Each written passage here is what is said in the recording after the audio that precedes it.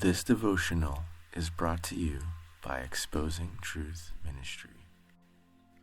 We're supposed to have joy in our trials. Written 11/16/2021. James 1 verse 2.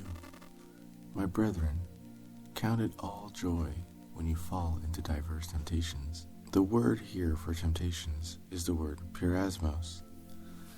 The word is probably better translated as trial, although temptation is very fitting. The definition means an experiment, an attempt, or trial of man's fidelity, an enticement to sin, a condition of things. It can even mean rebellion against God. My own experience. This is a hard saying. This is not giving us any wiggle room here. God is directly speaking to us and telling us that when we go through trials, however big or small, that we are to count them as joy. Now I have a sermon titled, How to Use Praise as a Weapon. And in that sermon, I go over the fact that praise gives God a lot of room to help us defeat our problems. But this goes even a step further. Not only are we supposed to praise God when they come up, but we are to have joy in doing so. Right now, I'm going through some of the hardest trials I've ever faced in my life. I've never allowed people to get so close to me because I've been hurt many times in the past. Yet, I went against how I had been protecting myself and let people get extremely close to me. Now, they have betrayed my trust and hurt me in the worst possible way. Now, I have to admit, I have not had joy this entire time, or even majority of the time. However, I did have peace. I thought it was all over, and things were going to start getting better. But Satan knows that if you are down, that is the best time to kick you. He will pull out all the stops to make sure that he does as much damage to your heart as possible for the sole purpose of destroying your relationship with God. This time, however, I can praise God because not only is my peace intact, I actually have joy. It literally does not make any human sense, but I have a smile on my face as I type this post. I know that right now Jesus has my heart in his hands, because if he did not, I would be flat like a pancake, running down to the store to get as much alcohol as possible to help ease the so-called pain. The thought that Jesus is taking time out of his busy schedule to focus on me specifically is an honor. That he would find me worthy to go through this process of purging all my sinful and fleshly desires means he really desires to have me in heaven with him when he comes back. And I am more than willing to cooperate. The good news.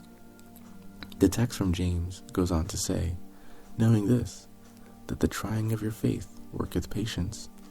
But let patience have her perfect work, that ye may be perfect and entire, wanting nothing. James 1:3-4. This is good news. This means that when these trials come, or the temptations come, we count them as joy. We look at them and laugh, because we know the size of our God and the strength of our God. Then he can work in us the work of perfecting our characters.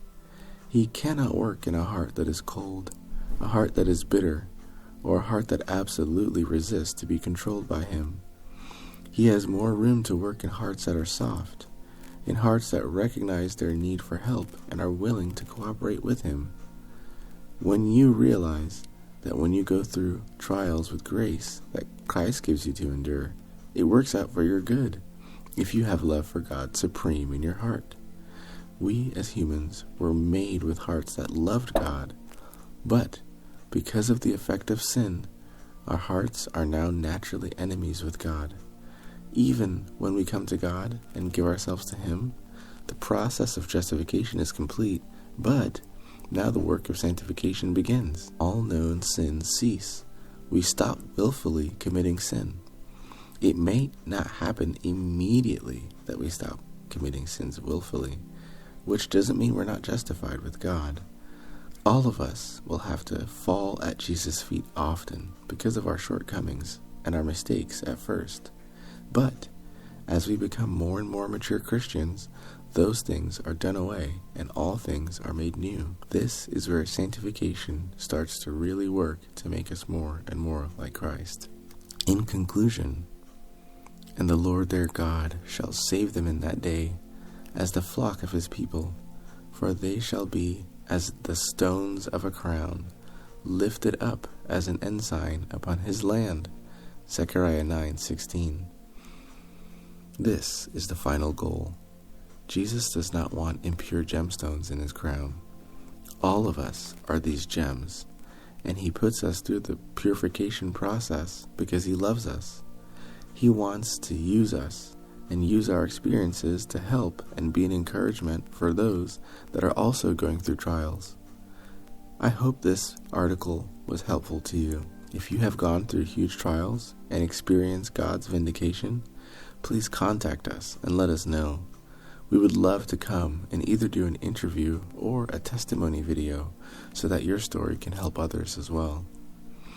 If this was a blessing to you, please like, subscribe, and share it with your friends. May God bless you.